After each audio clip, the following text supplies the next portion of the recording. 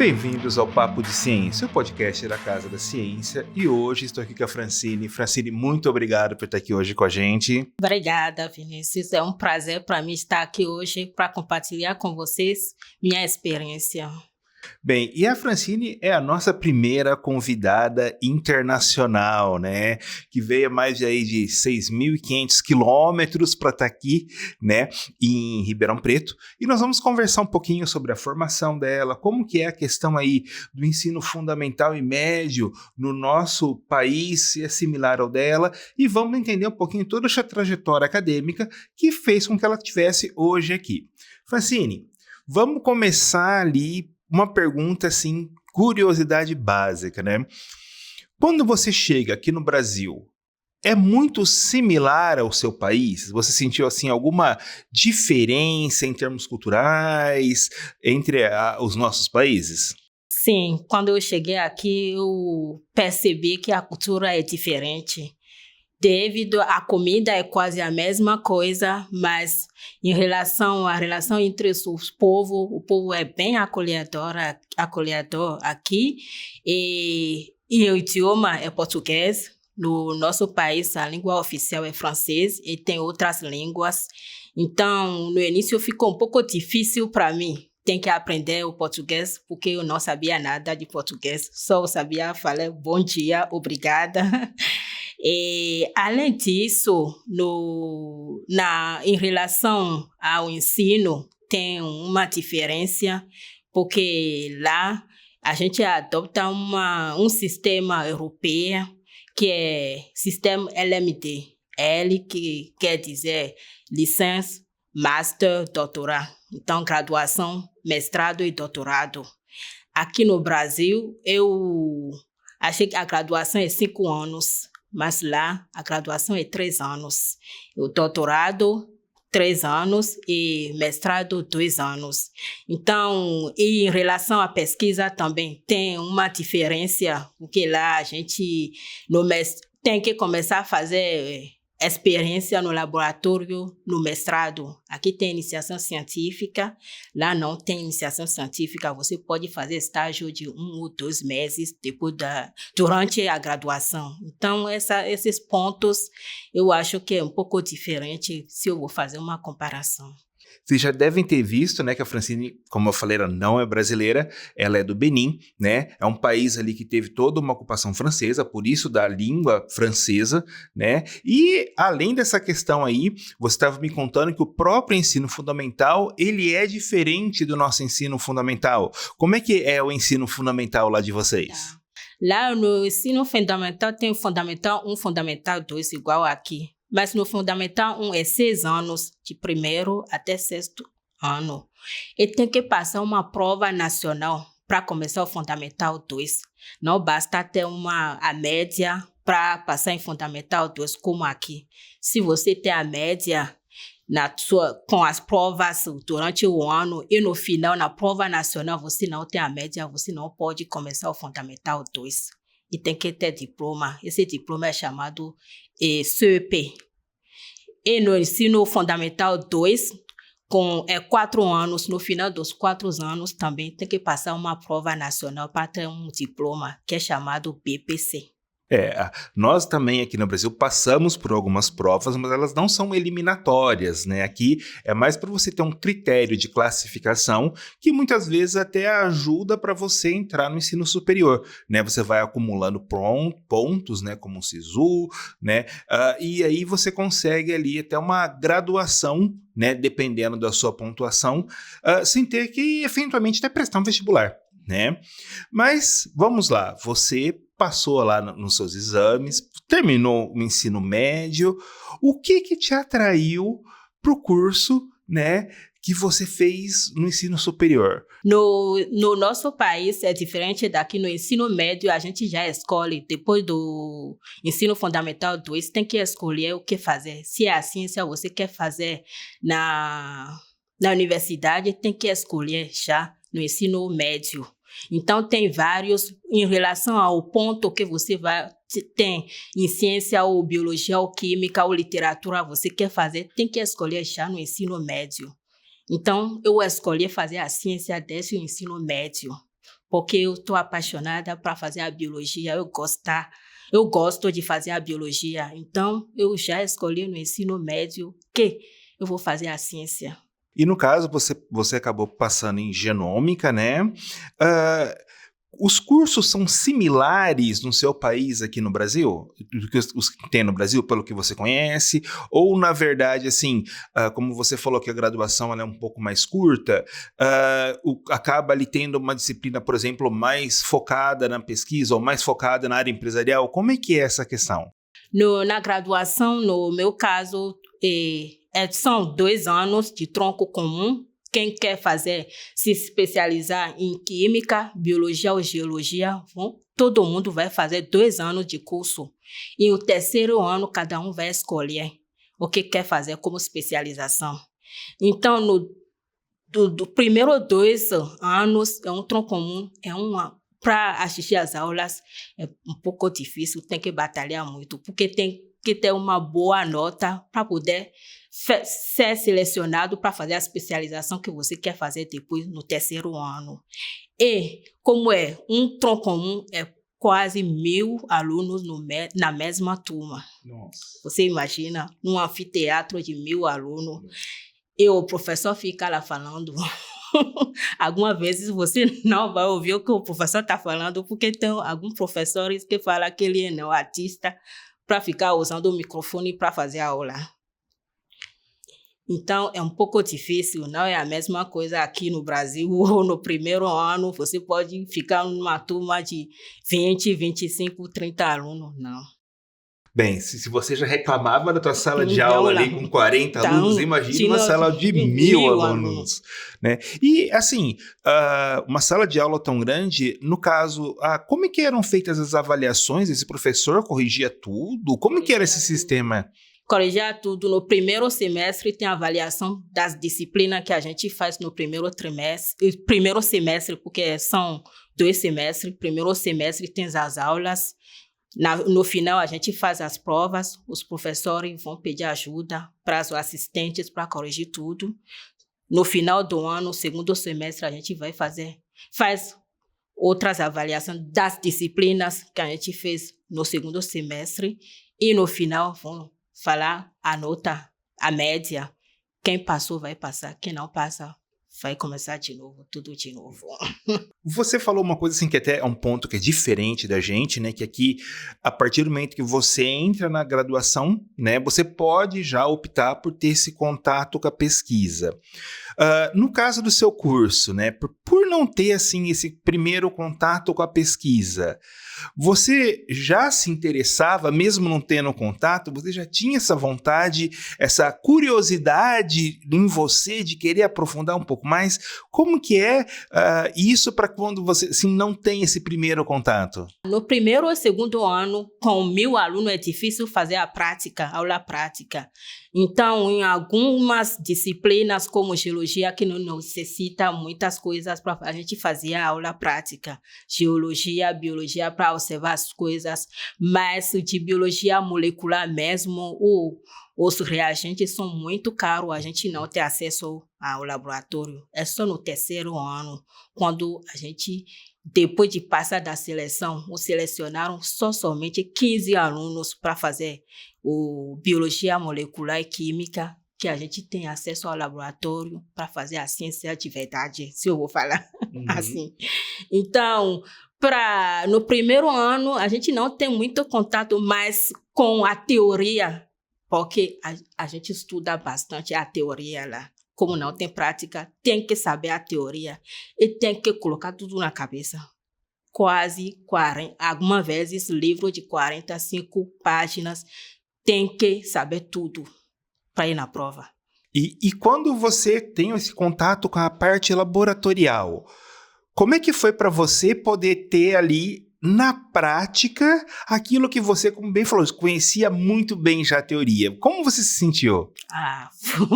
Foi realmente uma experiência boa, porque não basta somente saber a teoria. A prática, quando você faz, você sabe que você está tocando a realidade. O que você vê no livro, agora você está fazendo de verdade. Foi uma boa experiência para mim. Isto me estimulou muito para continuar na área da ciência, na pesquisa.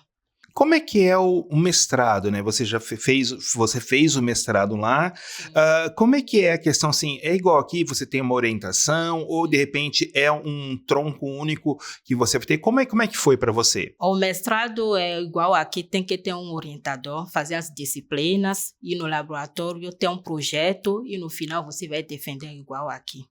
O seu mestrado, você trabalhou com o que lá? Em relação à minha nota de graduação, 3 anos de graduação, eu fui selecionada para trabalhar com um grupo francês lá que tem um laboratório bem equipado que faz as pesquisas sobre malária, como achar uma vacina para a malária. Então eu trabalhei com ele, foi um prazer, porque na verdade qualquer pessoa aí trabalhar nesse laboratório, porque tem tudo, tem o reagente, tudo para fazer a pesquisa. Então, é aí que eu fiz o meu mestrado, 2 anos. Você saindo lá, né, saiu do seu mestrado, você já foi para fazer o doutorado. Como é que foi essa sua passagem para o doutorado? Você teve ali que continuar na mesma instituição? Você teve que sair? Como é que foi isso? Tá. Durante o meu mestrado, no primeiro ano de mestrado, teve um acordo entre o governo do Brasil, do Benin e da Nigéria para selecionar os pesquisadores para vir aqui no Brasil fazer mestrado e doutorado para formar os pesquisadores na área de hematologia voltado à doença falciforme. Então, entre nós, os alunos que estavam no primeiro ano de mestrado, foi selecionado 4 pessoas entre os 15 da nossa turma e tem outras turmas também. Então, e de doutorado, 4 pessoas no Benin inteiro. Na Nigéria, a mesma coisa. Então, demorou um pouco para finalizar as coisas. Então, eu aproveitei para terminar meu mestrado, defendi lá no Benin. Como eu estava no primeiro ano de mestrado, não dava para participar da seleção de doutorado. Então, eu tenho que fazer um outro mestrado aqui no Brasil. Então, eu defendi meu mestrado em 2013 no Benin. Eu viajei para cá em 2014 para fazer outro mestrado em farmácia na Universidade Federal da Bahia. Então, foi assim. E quando eu terminei meu mestrado na Universidade Federal da Bahia, eu participei da seleção, do processo seletivo na Unicamp para continuar o meu doutorado. Pelo que você está falando aí, foi uma verdadeira Olimpíada que você passou, uma Olimpíada educacional, né, que você passou ali para ser uma das medalhistas, uma das finalistas. Mas lá, as faculdades, elas são públicas, elas são particulares, tem um financiamento? Como que é esse sistema aí de ensino superior no seu país? Tá, no ensino superior do meu país, tem pública, tá, a universidade pública e tem particular também. Mas na universidade pública, como eu já falei, nos 2 primeiros anos a gente não paga nada. Mas para a especialização tem que pagar, o que é caro.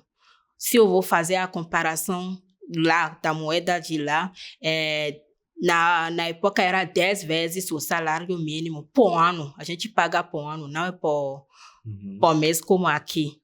Então, quem não tem dinheiro e quer continuar, pode continuar sem especialização, sem pagar nada.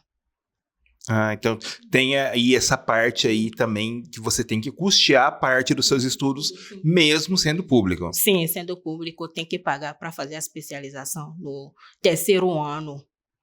Bem, e você vindo aqui para o Brasil, né, vindo lá para a Bahia, você também continuou trabalhando com no caso, a malária, ou você passou para doença falciforme? Como é que foi essa sua vinda para cá? Eu deixei a malária, comecei a trabalhar com doença falciforme porque a bolsa era voltada para formar os pesquisadores para trabalhar sobre doença falciforme. Bem, você aqui, né, hoje está aqui em Ribeirão Preto, né, passou pela Unicamp, passou pela Federal da Bahia e agora está aqui em qual laboratório? O que você está trabalhando agora aqui no momento? Tá, aqui eu estou fazendo o postdoc com a professora Fabiola Traina sobre doença falciforme. Eu continuei nessa área, mas é sobre os pacientes com transplante. Aqui no Brasil, nós sabemos que a nossa população ela acaba tendo ali um grande número, né, de indivíduos que têm a doença falciforme ou de uma maneira mais drástica ou mais branda. Como que é isso no seu país? É similar a porcentagem da população acarretada por essa doença? É mais do que aqui? Você tem mais ou menos esses dados? Sim. Como no nosso país, a doença é mais prevalente nos países africanos que aqui no Brasil. E essa doença vem para cá devido à migração dos escravos, porque lá a mutação que causa a doença falciforme, o alelo S, quem são portadores do alelo S, que são AS heterozigotos, não desenvolve a doença, são portadores. Quem desenvolve a doença são homozigose SS. E lá é comum ter o portador AS devido à malária. Uhum. A seleção da malária, para se proteger da malária, a seleção seletiva faz que tem muitas pessoas portadoras de AS. E o casamento entre dois portadores de AS pode levar até um filho SS. Então, é mais comum lá que aqui no Brasil. E isso a gente sabe, né, o quanto essa doença impacta na vida da pessoa. A gente sabe que causa uma série de problemas, né, no cotidiano da pessoa, né, levando muitas vezes a pessoa a ter um tratamento ali rotineiro nos hospitais, né? No caso, né, aqui no Brasil nós temos aí o SUS, que faz todo esse atendimento de forma gratuita. Aqui no Hemocentro nós também acompanhamos uma série de pacientes. Lá no seu país, esse tratamento também é feito de forma gratuita pelo governo? Como é que é o atendimento a essas pessoas que têm essa doença? Tá, no meu país não tem o SUS. Qualquer doença, quando você vai para o hospital, tem que pagar. O governo não paga nada. Como o público ou particular tem que pagar. Então, os pacientes com doença falciforme não têm acesso ao tratamento gratuito. Quem quer sobreviver tem que gastar muito para o tratamento. Não é como aqui o paciente é acompanhando para fazer os exames, é gratuito, tem acesso a tudo, não. Aí, para fazer mesmo a consulta, tem que pagar. Qualquer medicamento tem que pagar. De uma certa forma, todo esse conhecimento que você está agregando aqui na questão do transplante e tudo, quando você aí, de repente, voltar para o seu país, você vai poder aí, de repente, ser até uma referência para ajudar essa população necessitada, né? Sim, posso ajudar essa população se tem financiamento. Porque lá a pesquisa também, para ter financiamento, o governo não financia alguns projetos, mas não é tão assim. Então tem que procurar, tem que batalhar para ter o financiamento para fazer a pesquisa. Bem, você falou que teve toda essa seleção, né, não só de Benin, mas também da Nigéria, para estar mandando, junto com o governo brasileiro, mandando essas pessoas, né, e você foi uma dessas pessoas que gasta seu mérito acadêmico, conseguiu vir para cá, né, para aprender um pouco mais, né, trocar essa experiência nesse enfrentamento da doença falciforme. Vocês ainda têm, né? Você tem ainda contato com esse grupo, com o pessoal que ainda está no seu país? Como que funciona essa troca de informações? Tá.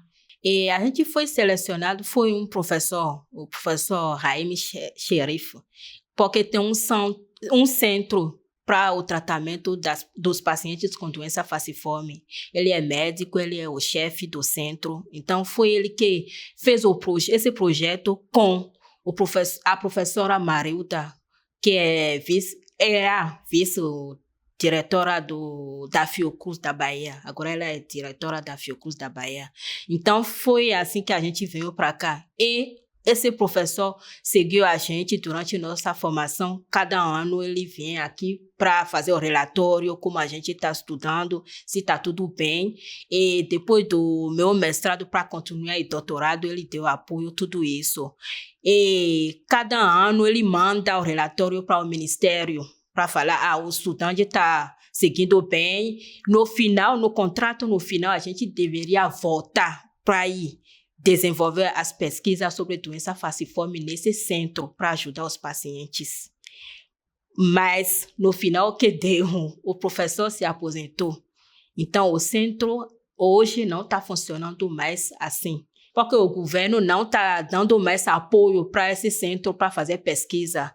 Ele então recebe os pacientes com doença falciforme para fazer tratamento, mas em relação à pesquisa, não está dando mais apoio para fazer a pesquisa. Foi o ano passado que cortaram as verbas para pesquisa, para esse centro de pesquisa. Centro de pesquisa e de tratamento é como o Hemocentro, tipo o Hemocentro daqui. Seguindo a sua carreira acadêmica, você terminou o seu doutorado da Unicamp.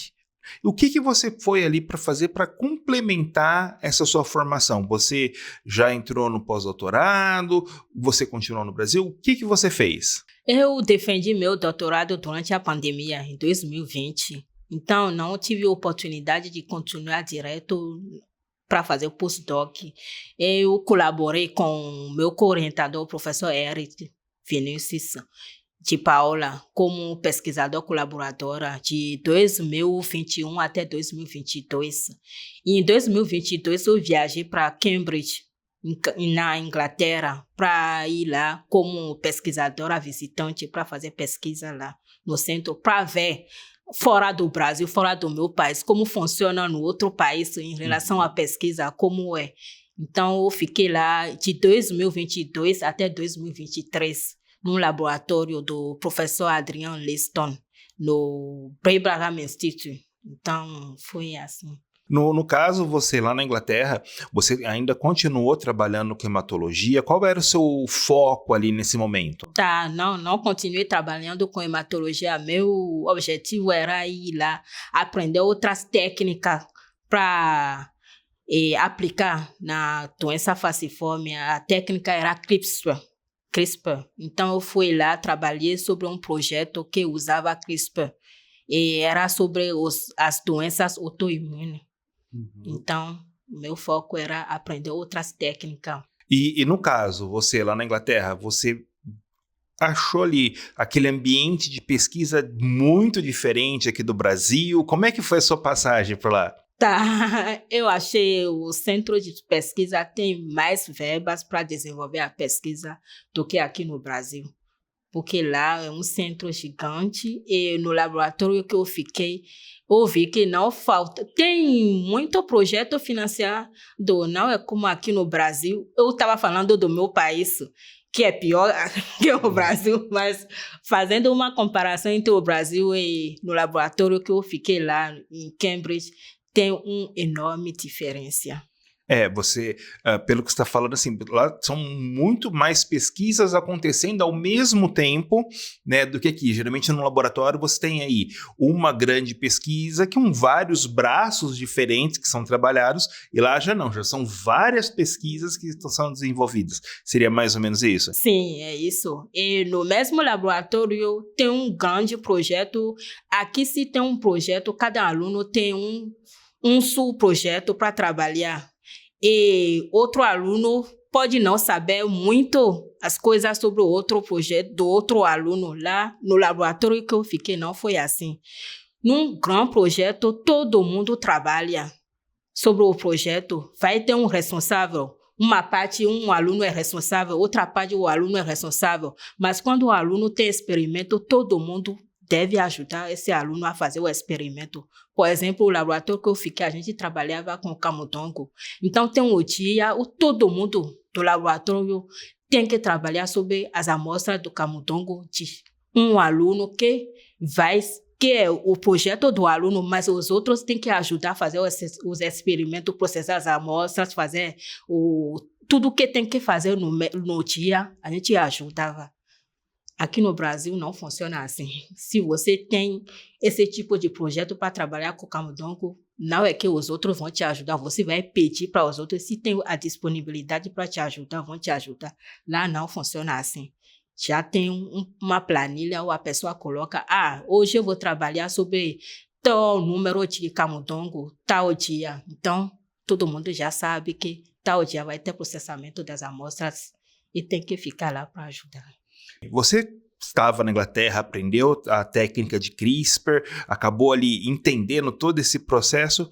Como surge essa oportunidade de você voltar para o Brasil, vir aqui para Ribeirão Preto, trabalhar com a doutora Fabiola no laboratório de hematologia? Como que isso acaba surgindo ali dentro da sua vida acadêmica? Quando eu voltei em 2023, eu voltei para Campinas, porque meu marido, eu viajei com meu marido, ele tem que voltar para o Brasil. A gente voltou em 2023, eu engravidei. Então, eu engravidei em 2023, eu tive o meu neném, eu falei, não, eu vou esperar um pouco antes de continuar a pesquisa, então eu fiquei em casa. E em agosto de 2024, meu marido foi selecionado para trabalhar no projeto Genoma SUS aqui em Ribeirão Preto. Então, ele vem para cá, eu fiquei em Campinas com minhas filhas, e a professora Fabiola é amiga do meu co-orientador de doutorado. Então, quando o meu marido está aqui, ele conversou com ele, sua esposa não quer fazer postdoc? E meu marido falou, sim, ela quer. Então, uma discussão entre o meu marido e a professora Fabiola, eu aceitei. Ela falou, tem um processo seletivo no departamento de oncologia. Eu falei, eu vou participar. Faltava uma semana. Então, eu escrevi o projeto, eu fiz tudo em uma semana para participar desse processo seletivo. Graças a Deus, deu tudo certo. Eu fui selecionada para fazer um postdoc. Assim. Não, aí num tempo ali muito pequeno você conseguiu fazer todo esse projeto para estar aqui trabalhando junto com a gente, né? No caso, a sua vinda para cá, né? Você já conhecia a doutora Fabiola, tudo, mas os laboratórios, você teve ali alguma dificuldade? O laboratório daqui, ele é muito diferente do que você estava habituado lá em Campinas? Como é que foi isso? Não, eu acho que não, é muito diferente. Eu tive apoio dos meus colegas de laboratório quando eu cheguei aqui para fazer tudo, ele me ensinava, me orientava, me ajudava, então eu não tive dificuldade para integrar o grupo de pesquisa da professora Fabiola. Bem, Francine, pelo que eu vi aí, você realmente é vamos dizer assim, uma recordista olímpica, né? Entre esses tantos percalços, né, que a gente tem, que a gente sabe que o sistema educacional brasileiro já tem isso, e pelo visto seu país é um pouco mais trabalhoso você chegar até o ensino superior e você ainda acabar, além de tudo, se formar, fazer o seu mestrado, vir aqui para o Brasil, ser selecionada para estar integrando essa comissão, vir aprender um pouco mais sobre doenças falciformes. Foi, graças a seu mérito acadêmico, selecionada para isso tudo, né? Hoje, você aqui, pesquisadora de sucesso, tendo passado aí por todas essas etapas, pudesse voltar lá para aquela Francine que estava fazendo a prova do ensino médio e falar alguma coisa para ela, o que você falaria para ela? Hoje eu posso falar que é bom estudar, porque sem estudar eu não estarei aqui hoje no Brasil, não vou sair do meu país, porque eu estudei. E, além disso, ser uma mulher para fazer a ciência é um pouco difícil. Tem que batalhar e tem que lutar todo dia. E ser uma mulher negra, aí fica mais difícil. Então, tem que batalhar todo dia. Não fica falando, não posso, você pode. Uma mulher pode tudo, tem o poder. É só estudar e batalhar todo dia. Bem, Francine, foi um prazer tê-la aqui conversando com a gente, contando um pouco da sua trajetória e conhecer um pouco mais sobre o seu país, né? E nos vemos no próximo podcast. Até já!